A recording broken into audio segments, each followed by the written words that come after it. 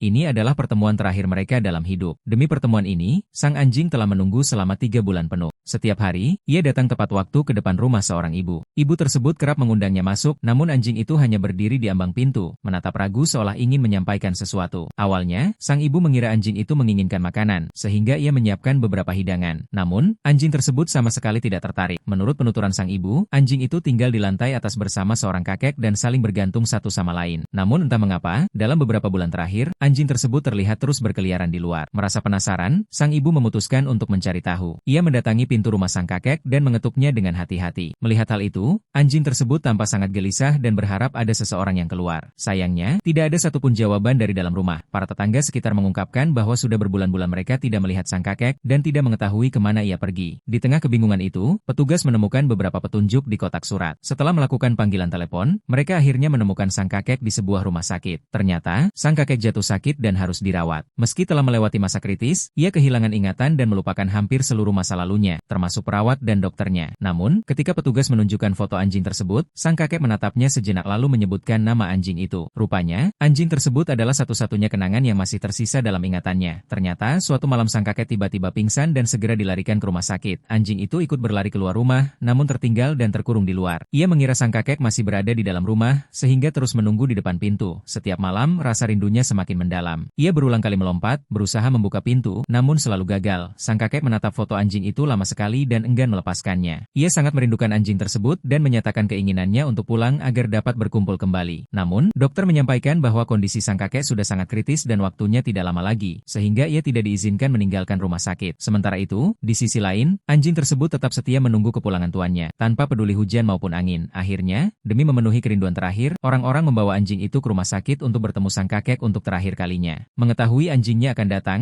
sang kakek telah mengenakan pakaian rapi sejak pagi dan bersiap menyambut dengan senyum yang sudah lama tak terlihat. Anjing itu pun sangat bersemangat. Saat melihat sang kakek, ia seketika kehilangan kendali, berlari kencang, dan melompat ke dalam pelukan sang kakek. Sang kakek pun memeluknya erat. Pemandangan tersebut membuat semua orang di sekitar meneteskan air mata, karena mereka tahu betul bahwa inilah perpisahan terakhir antara sang kakek dan anjing kesayangannya. Sang kakek pun menyadari bahwa dirinya tak lagi mampu merawat anjing itu. Ia memohon kepada petugas agar mencarikan pemilik baru yang benar-benar menyayangi dan merawatnya dengan baik. Namun, kebahagiaan selalu terasa singkat. Setelah percakapan singkat, tibalah saatnya berpisah. Anjing itu berusaha keras melepaskan tali pengikatnya, ingin kembali ke pelukan sang kakek. Sementara sang kakek, meski didorong semakin jauh, terus menoleh dan memandang anjing itu dengan penuh keengganan untuk berpisah. Sang kakek telah memberikan anjing itu sebuah rumah, dan anjing itu menemani hari-hari terakhir sang kakek. Semoga setiap kehidupan di dunia ini senantiasa diperlakukan dengan penuh kasih dan kelembutan.